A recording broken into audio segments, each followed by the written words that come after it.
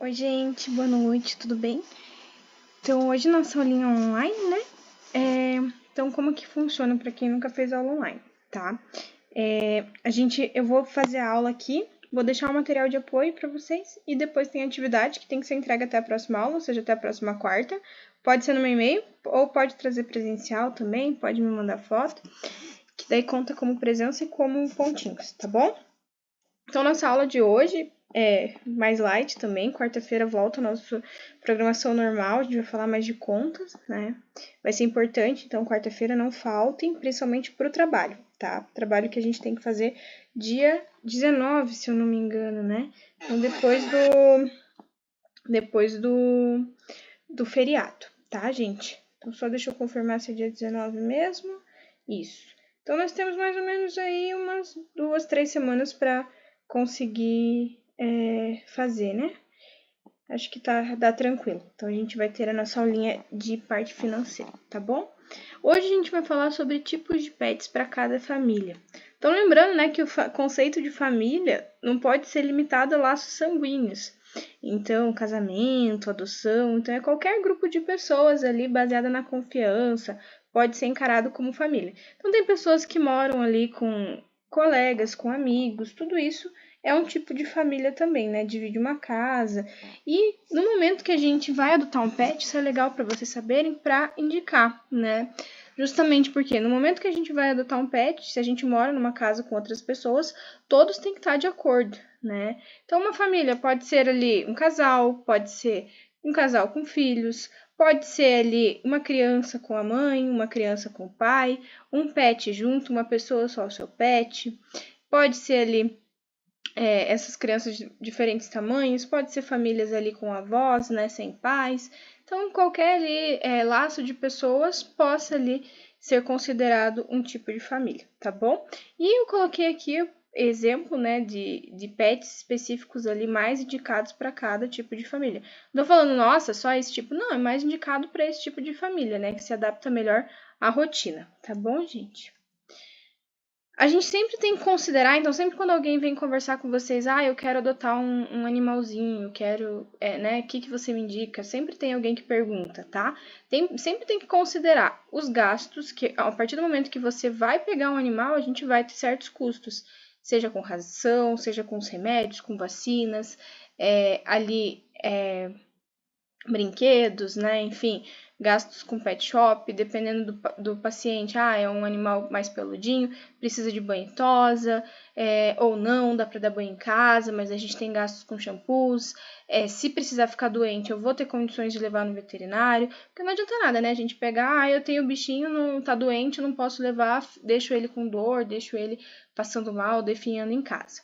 Eu vou ter tempo para esse animal, então lembre que a gente está colocando um membrinho aí para nossa família. Ele precisa de atenção, ele precisa de carinho. Não adianta nada a gente pegar, ficar enquanto ele é filhote, depois, não quero mais, ele não brinca mais. Precisa passear no caso dos cãezinhos, precisa dar atenção no caso dos gatinhos. Então, a gente tem que saber, eu não tenho tempo. Então, muitas vezes, o seu animal ideal seria um bichinho de pelúcia, né? Então a gente tem que considerar isso também. A autorização de todos dentro da casa. Então todos têm que estar cientes com a vinda daquele novo morador, né? Não adianta nada a gente adotar e tem alguém que odeia animal, que vai maltratar dentro da sua própria casa. Então todos de acordo ali. E além disso, né, gente, saber o lugar que você mora. Existem lugares. Hoje eu acho que não pode, né, proibir o uso de pets. Mas tem lugar que tem algumas regras, né? Tem ali aquele vizinho que eu sei que mata animais, né? Então a gente tem que considerar tudo isso. Aí você denuncia o vizinho, né? Mas a gente tem que considerar assim o ambiente, se estão todos de acordo, se eu vou dispor de tempo para dar atenção, porque é uma vida, ele se apega, né? E contra o abandono, né, gente? A gente sabe que as taxas de abandono no Brasil, principalmente, são altíssimas. A gente tem taxas muito altas, o pessoal acaba levando para as áreas rurais, fica sobrecarregando as áreas rurais. E tem aquelas pessoas que a gente vai falar mais pra frente, que a gente chama de acumuladores de animais, né? Que acabam pegando animais demais, sem ter tempo de cuidar. Uma vez que você pegou um animal, gente, você é responsável por ele, né? Então, enquanto ele estava na natureza, estava livre, estava solto, ele conseguia se virar, ele conseguia buscar alimento, conseguia se adaptar. A partir do momento que você acaba pegando e trazendo para dentro de casa, você é responsável por ele, você deve alimentá-lo, você deve cuidar, tá? Então, isso é uma coisa que a gente tem que ter conceito muito bem firmado na nossa cabeça. Eu comecei a conversar com vocês um pouquinho na aula passada sobre os gastos com animais, né? Então, só para vocês terem uma noção, uma média de gastos por tipo de pet, cães de pequeno porte são ali um dos preferidos, né, do brasileiro, principalmente porque a gente tem andado cada vez mais ali morando em apartamentos, né, por questão de comodidade, por questão de praticidade também e custos, né? Então, o brasileiro acabou pegando mais animais de pequeno porte. Desses, os braquicefálicos são os preferidos dos brasileiros, né? Então, a gente tem um gasto mensal com eles aí mais ou menos de R$ 274, tá? Os cães de médio porte sobem um pouquinho, né? E os cães de grande porte a gente já tem um custo maior, principalmente com relação à ração, tá? Mas eu sou um pouco controversa com esses dados são de 2019, porque eu acho que cães ali peludos, né, independente se eles são médios, eu acho que eles têm um gasto maior, tá? Com gatos, o pessoal gasta numa média de R$ 205, eu gasto mais, estou sendo sincera. Com roedores, pequenos mamíferos, né, tem uma média de R$ 110 aproximadamente. E as aves foram as que a gente tem menos custo, né? Que seria ali R$ 18 por mês. Os répteis também a gente tem menos custo, justamente porque a alimentação deles é diferenciada. Por exemplo, cobras, às vezes a gente alimenta uma vez a cada 2 semanas só, né? Então, eles conseguem ter uma alimentação um pouquinho mais espaçada, justamente porque eles são animais de metabolismo diferente, né? Não são mamíferos, então eles são animais de sangue mais frio, tá? A digestão deles e tudo acontece de forma mais lenta do que mamíferos que precisam se alimentar todos os dias. A gente tem que focar nessa informação. Então, gente, aqui, né, como eu falei para vocês, seguindo essa ordem mais ou menos de gastos, geralmente, isso em 2012, né? Isso são dados mais antigos. Mas as pessoas gastam mais com comidas, com serviços de banho e tosa, com equipamentos, só depois com veterinários, né? Lembra daquela questão que a galera tenta tratar em casa antes. Mas isso são dados mais antigos. Na última aula eu passei uns dados mais atualizados, onde os gastos com serviços veterinários, eles ganharam um pouco mais de espaço também. Principalmente porque agora a gente tem as questões de plano de saúde veterinário, já viram?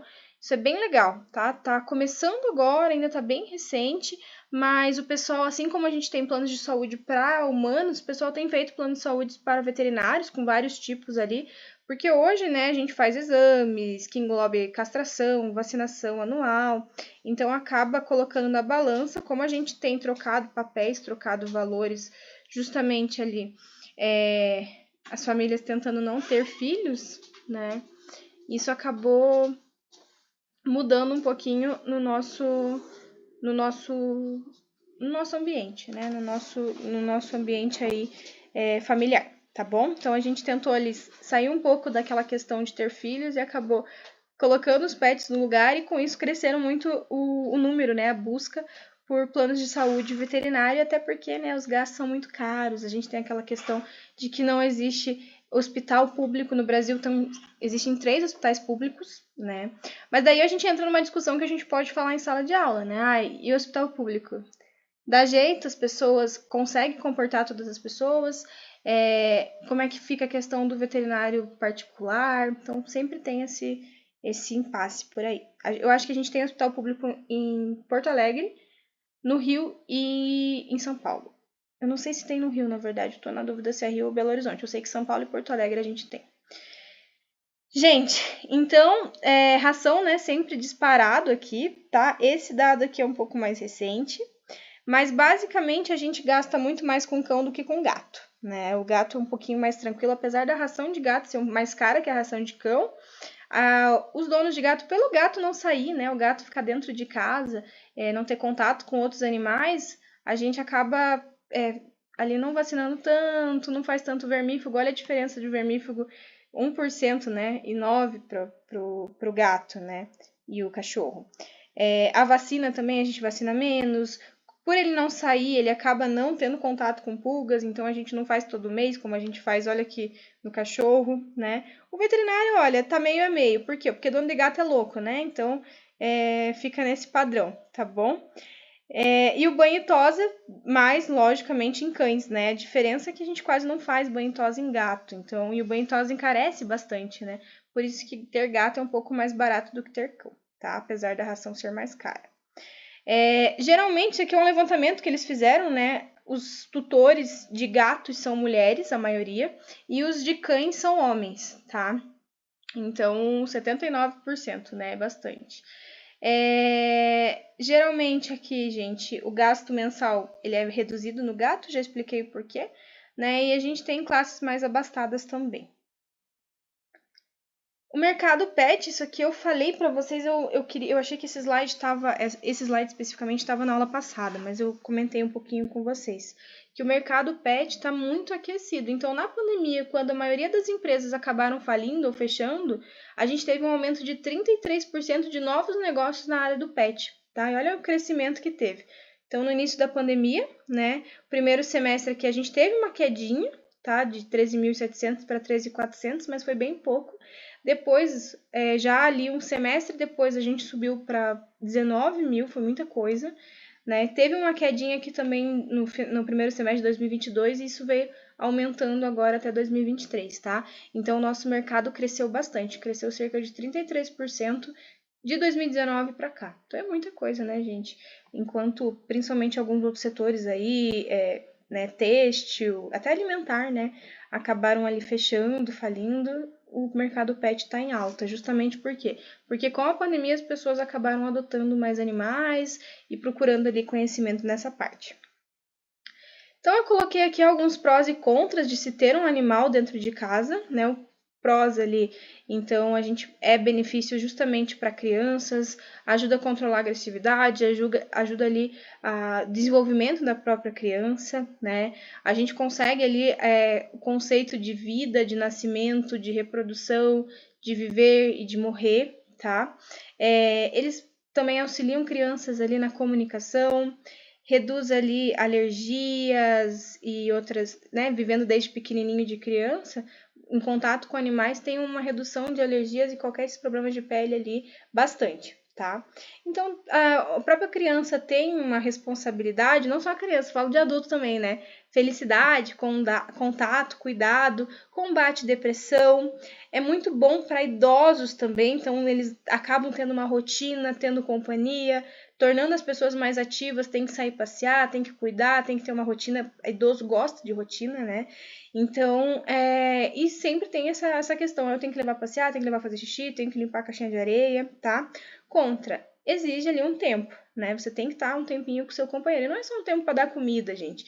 É um tempo para passar com ele, né? A gente tem aqueles gastos e, infelizmente, a gente sabe que os nossos animais, eles acabam vivendo menos do que humanos, né? Então, a gente tem que ter essa ciência. Por exemplo, o hamster vive 2 anos, no máximo, né? Então, a gente tem que ter essa ciência muito bem colocada na nossa cabeça, tá, gente? Que não é um humano que não vai viver ali 90 anos.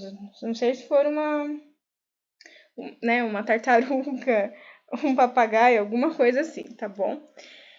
Então, gente, vamos lá. Eu sou uma pessoa que mora sozinha e passa o dia todo em casa. O melhor, peixinhos, né? Vamos ter uns peixinhos aí, bonitinhos, fofinhos, que não vão nos incomodar. Então, você dá comida e pronto, também não interage muito. Mas, gente, que vai muito bem também, que fica muito bem sozinho.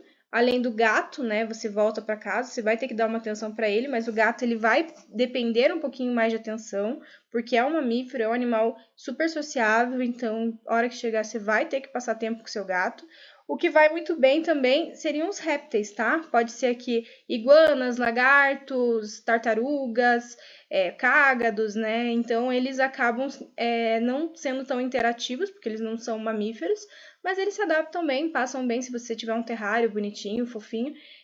fofinho que eu digo, né? Com todas as necessidades, com comida, com aquecimento, eles ficam bem, tá? Os pequenos mamíferos, eles também se adaptam, mas eles precisam de atenção, assim, né? Não tanto quanto o gato, mas eles precisam de atenção.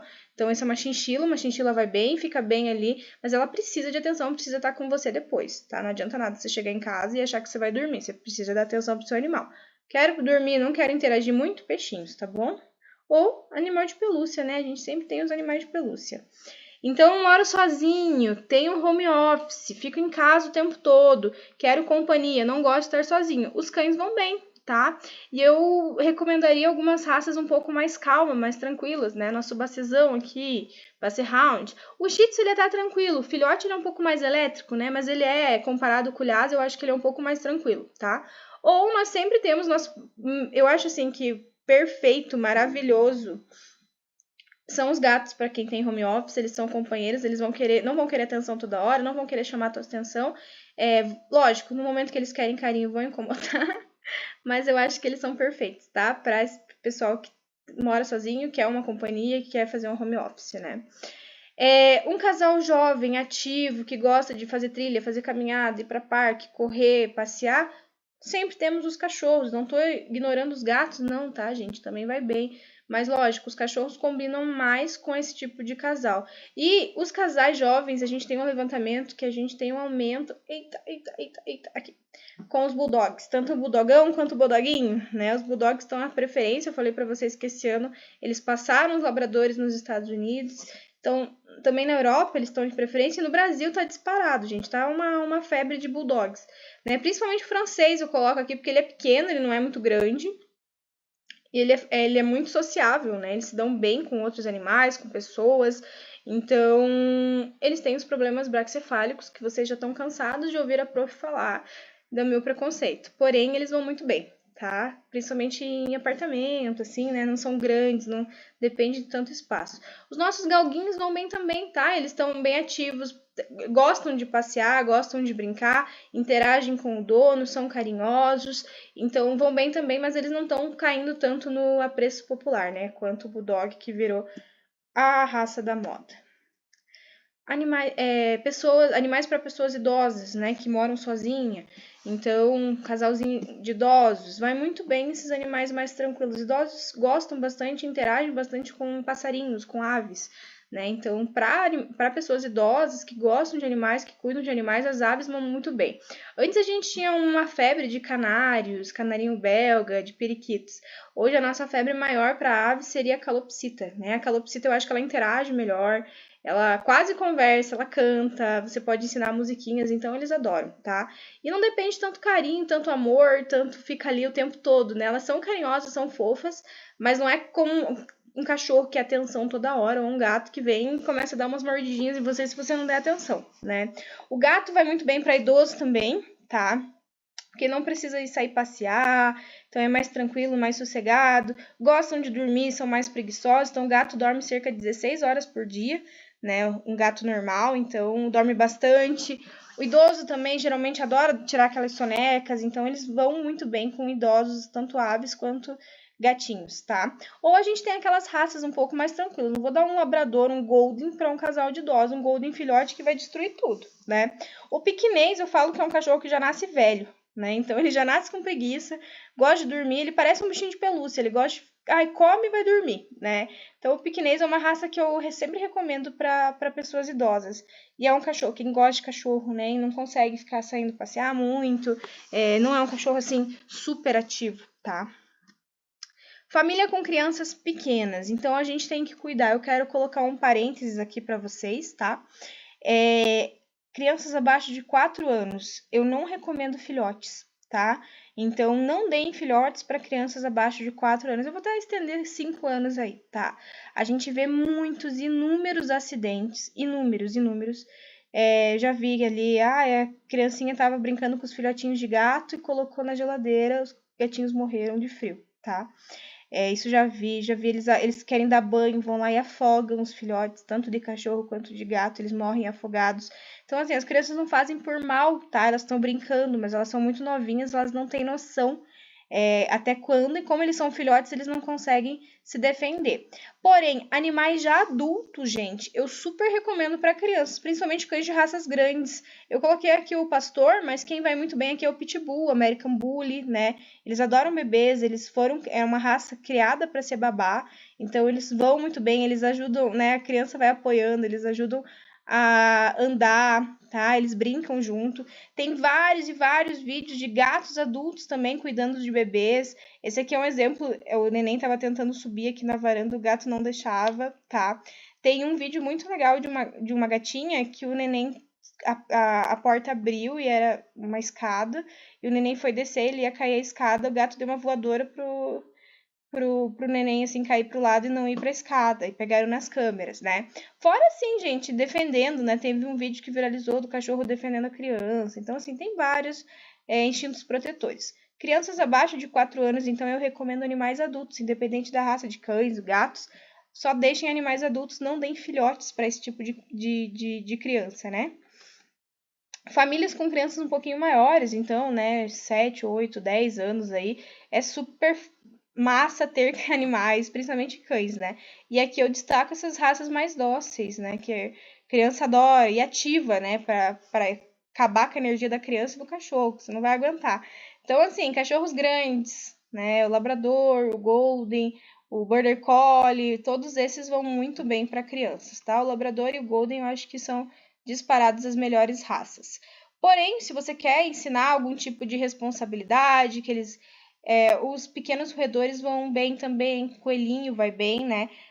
Eles não precisam assim de tanta atenção, ficar saindo passear, porém tem a troca, limpeza da gaiola, né? Alimentação, tudo isso ajuda, lembrando que os roedores vão viver bem menos que um cachorro, né? Então, depende muito de você pesar o que você quer ensinar para sua criança, tá? Família com crianças em apartamentos, cães sempre são muito bons para crianças, né? Então eles interagem melhor. Não que o gato não seja, tá, gente? É que o gato às vezes não tem tanta paciência, né? Mas o cachorro vai muito bem, então eu acho que uma criança crescer com cães é muito legal, né? Tanto para o desenvolvimento da criança quanto ali para o cão também, né? Porque ele adora atenção, adora brincar. Então aposte mais em cachorros menores para apartamento, né? O King Charles Cavalier, que esse aqui vai bem também, ele é um cachorro. O problema dele é que ele é caro, né? Mas ele é um cachorro, assim, que não late muito, que não dá muito trabalho, vai bem em apartamento. O pugzinho, o problema seriam os pelos e a parte respiratória, né? Mas o pug pra mim parece um bernezinho, mas vai muito bem com criança também. E os répteis, né? Sempre tem crianças que gostam dos répteis, então as tartarugas e os cágados, eles estão ali num nível bem indicativo para crianças, tá? Que moram em apartamento, que querem um bichinho e não tem espaço, né? Então você tem ali o terrário para ela, tem ali comidinha, vai alimentar, mas lembrando, né, gente, a tartaruga ela vive bastante. Então você tem que saber que você tem ali um companheiro para a vida e ela vai crescer, né? Então não vai ficar pequenininha como você comprou no pet shop o resto da vida, tá bom? Quando a gente tem um portador de necessidades especiais na família, tá?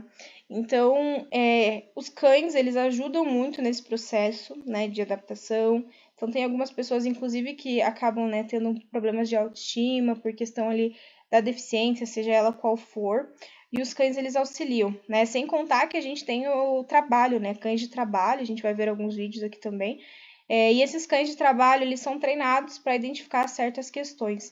Esse caso aqui é um rapaz, ele não tem ali as pernas, né? Esse cachorrinho, ele auxilia ele, seria quase como um cão-guia aqui, como nessa foto, né? De uma paciente com deficiente visual.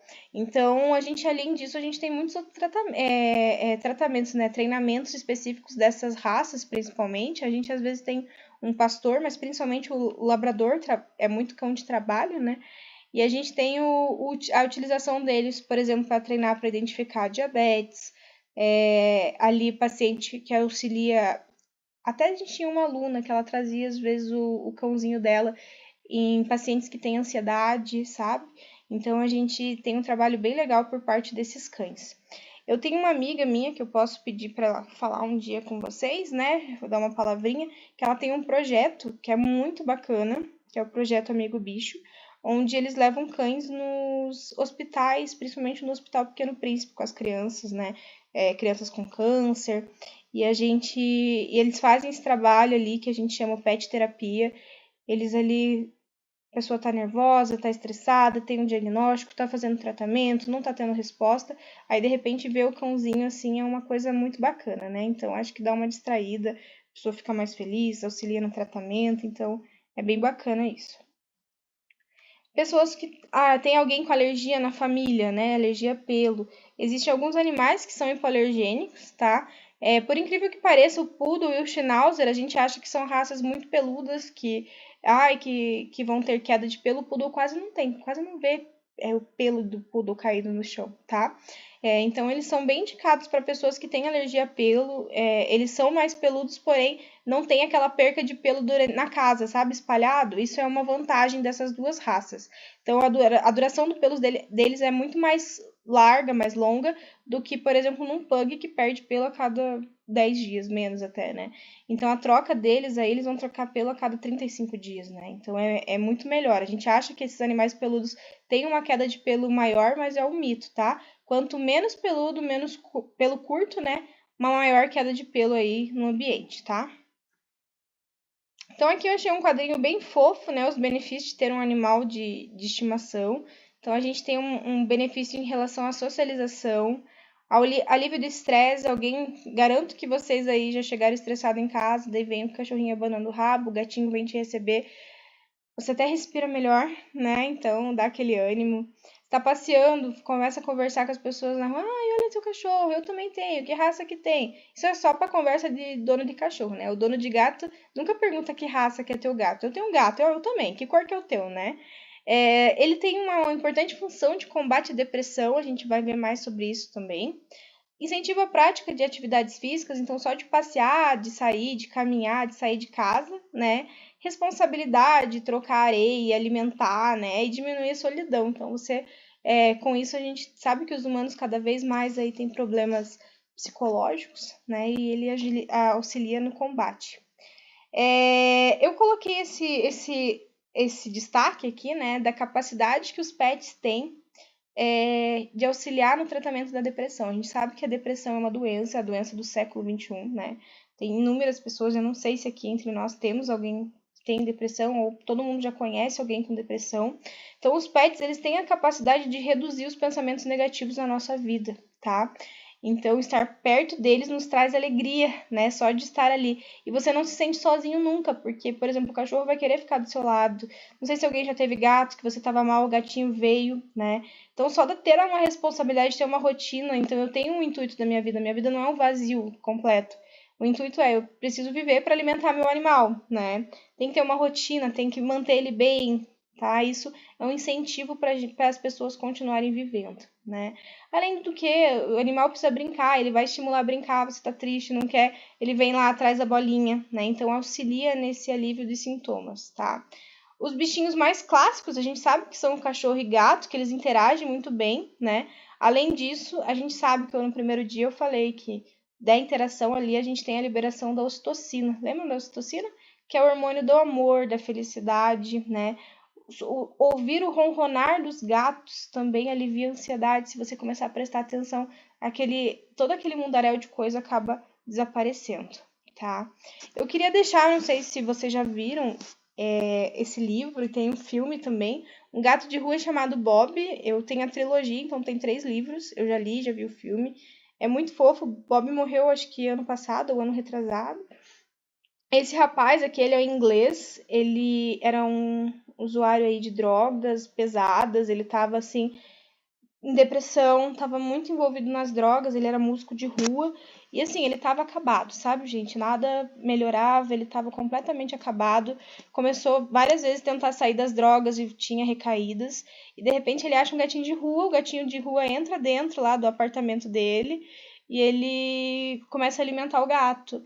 E de repente ele começa a diminuir as drogas porque ele tem que cantar para ganhar dinheiro para ter né, como comprar comida pro gato, que era um gato de rua que invadiu a vida dele. E ele começou a ficar com medo de deixar o gato na rua. Então ele comprou uma coleira, ia tocar e o gato estava do lado. E o gato ficava dormindo o dia inteiro ali. E as pessoas acharam isso legal. E o gato começou a andar no ombro dele porque tinha uns cachorros perto, não gostava, e ele tocava e o gato no ombro dormindo, assim, sabe? E com isso, gente, ele foi pegando esse senso, foi ficando famoso, conseguiu sair das drogas, conseguiu se tratar, tudo porque ele começou a ter um gato, ele falou assim, cara, se eu morrer de overdose, o meu gato, quem que vai dar comida pro meu gato? Quem que vai alimentar ele? O que que vai ser feito do gato? O gato vai ficar na rua, ele vai ser atropelado? O que que vai acontecer? Tá, então, esse é um filme muito legal, muito emocionante, e eu amo esse livro também. É um dos meus livros preferidos e eu indico vocês, tá bom, gente? A nossa atividade de hoje, eu quero que vocês façam uma pesquisa e me entreguem. Escolham algum pet não convencional, ou seja, que não seja cachorro e nem gato. Eu queria que vocês me passassem ali os principais cuidados que se deve ter. Ah, eu escolhi uma tartaruga. Ah, a tartaruga tem que ter um terrário, esse tem que ter comida, tem que ter tal tipo de alimento, ela come quantas vezes por dia, tem algum cuidado especial, tem que suplementar de alguma forma, ela tem que pegar sol, tem que estar na água, certo? Então, todas essas informações, escolham algum pet não convencional, que não pode ser nem cachorro nem gato, e mandem para mim, tá bom? Então, essa vai ser a pesquisa de vocês, nesse tempinho aí de aula que ainda tem, mas vamos ter alguns vídeos aqui para vocês também, tá bom? E se quiserem ver o filme ou ler o livro, fiquem à vontade, eu super recomendo. Beleza, gente? Muito obrigada. E quarta-feira a gente se vê com programações normais. Eu tô curiosa para ver quais animais vocês vão escolher.